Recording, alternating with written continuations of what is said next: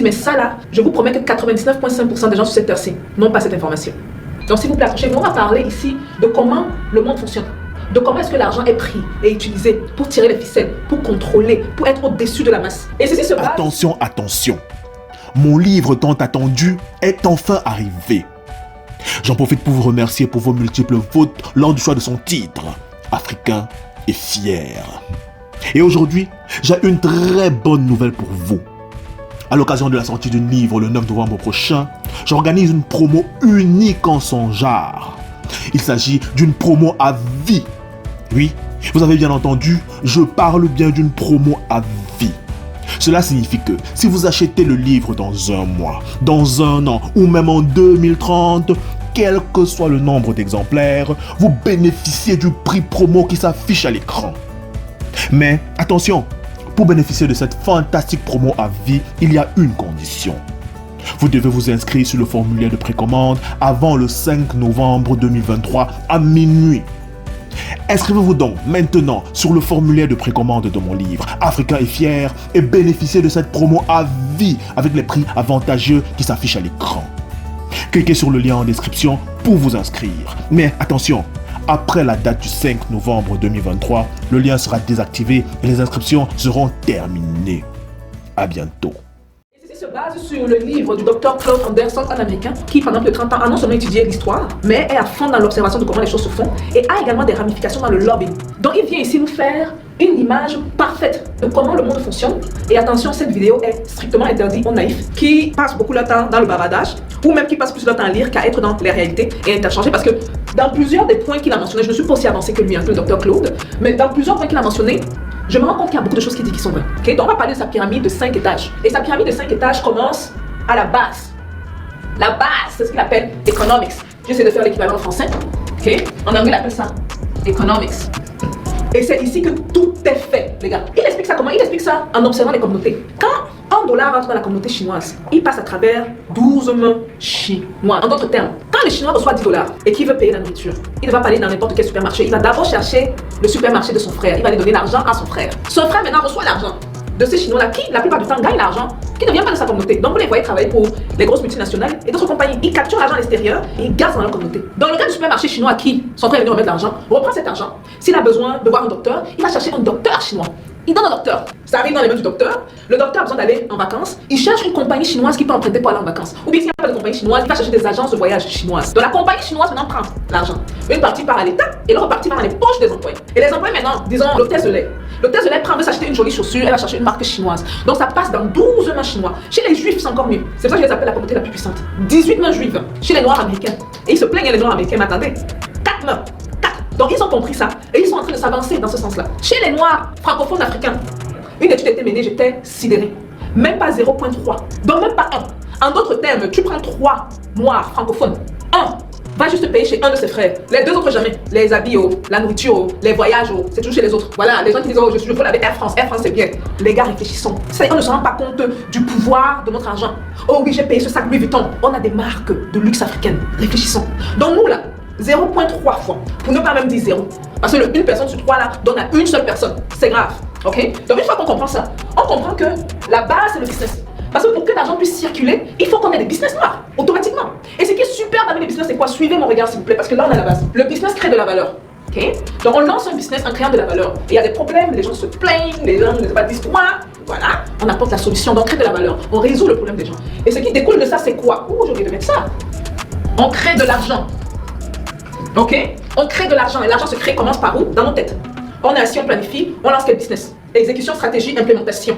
Une fois que c'est fait, une fois qu'on apporte de la valeur, bizarrement l'argent suit toujours. Regardez toutes les plus grosses compagnies. Elles résout les plus gros problèmes sur cette terre. Avec cet argent-ci, automatiquement vous avez le pouvoir et le respect. Et vous allez comprendre pourquoi je dis ça ici en haut.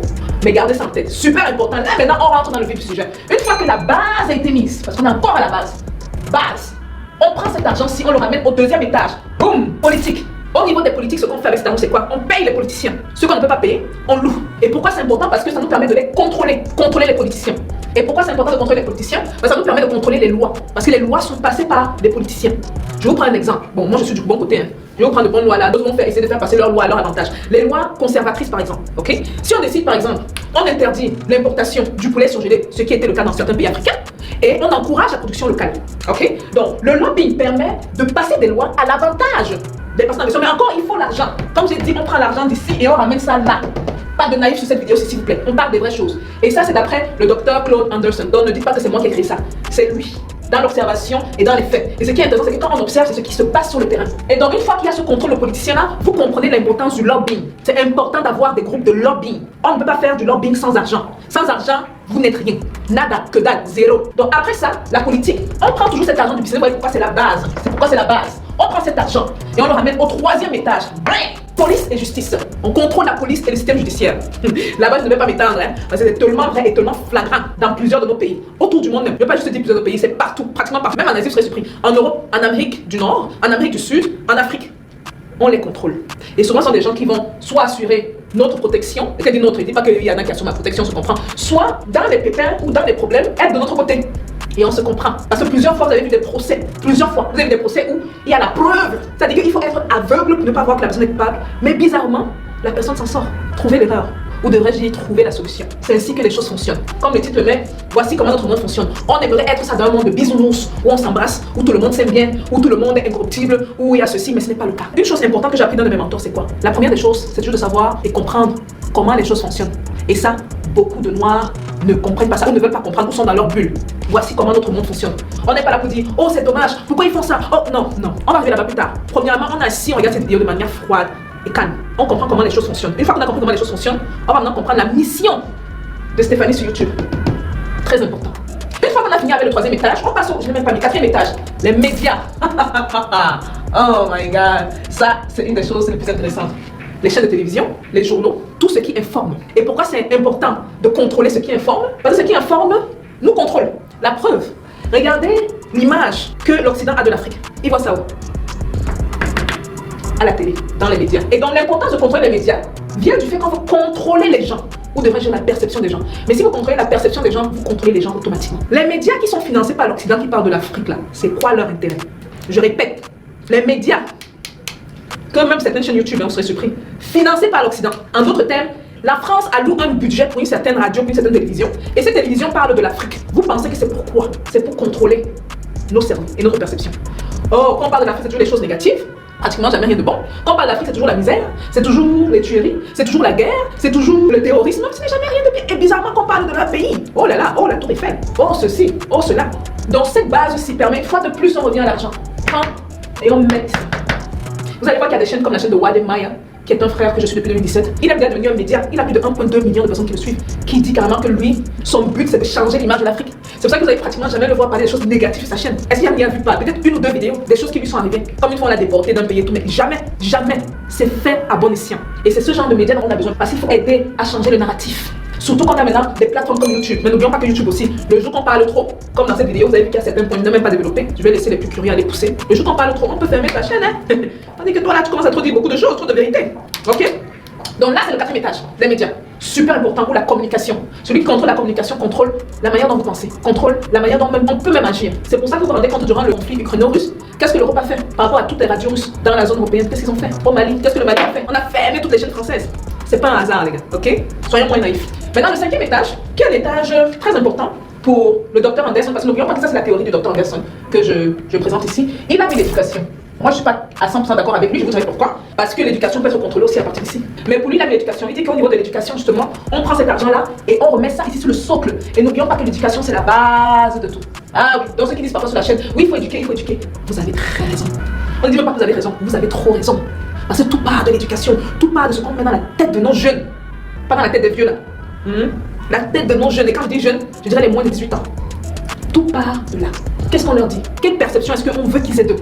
Comment est-ce qu'ils se perçoivent? C'est super important. Est-ce qu'ils se voient comme des laquais? Est-ce qu'ils se voient comme des scientifiques? Comme des gens qui peuvent avancer? Comme des gens qui peuvent faire de grandes choses? Ou est-ce qu'ils se voient comme des perroquets de l'Occident? Parce qu'ils n'ont pas assez d'imagerie, de choses positives sur eux. Là est la question. Donc ça, c'est la manière dont notre monde fonctionne. Et vous voyez que l'argent contrôle tout à tous les niveaux.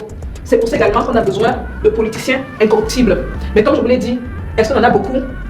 Pas du tout. Malheureusement. C'est notre monde, ok? Et quand on arrive dans ce monde, on ne vient pas dire « Ah, je fais ça !» Non, non, non, non, non. C'est ça qu'on ne veut pas d'armes tout le temps. Armes. Je ne pense pas que le problème c'est le fait qu'on contrôle les politiciens. Le problème c'est qui contrôle les politiciens.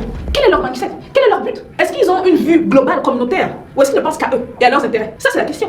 Parce que vous êtes dans la communauté juive. Ceux qui contrôlent les politiciens de la communauté juive, c'est pour l'intérêt de la communauté juive. Ceux qui contrôlent les politiciens de la communauté asiatique, c'est pour les intérêts de leur communauté. Oui, donc est-ce que le mal c'est vraiment le lobbying? C'est ça le problème? Ou est-ce que ce sont ceux qui pratiquent le lobbying? On a besoin donc de plus de personnes à ce niveau, c'est la base. De plus de personnes bien qui fassent l'argent.